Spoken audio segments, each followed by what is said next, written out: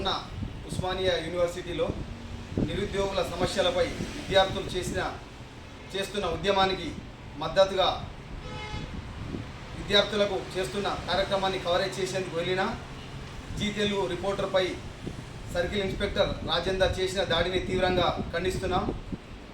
ఇది చట్ట ప్రకారం తప్పు అని మేము హెచ్చరిస్తున్నాం. జర్నలిస్టులు సమాజంలో జరిగే అవినీతిని వెలికితీసి ప్రజలకు ప్రభుత్వానికి మధ్య వారధిగా ఉండేందుకు ఎంతగానో నిరంతరం కృషి చేస్తున్నారు. దీనిని గమనించి కేంద్ర రాష్ట్ర ప్రభుత్వాలు జర్నలిస్టులకు ఇచ్చిన హక్కులను కాపాడవలసిన బాధ్యత ఉన్న వారే ఇలాంటి దుశ్చర్యలకు పాల్పడడం పిరికిపంద చర్య అవుతుంది. మొన్న బల్కాపేట ఇల్లమ్మ ఆలయ సమీపంలో మహిళా జర్నలిస్టుపై జరిగిన దాడిని కూడా ఖండిస్తున్నాం.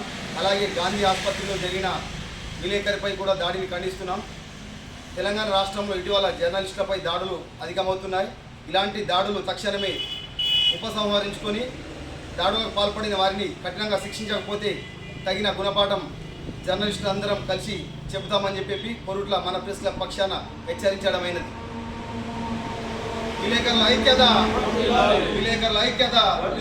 We want justice. We want justice. We want justice. We want justice.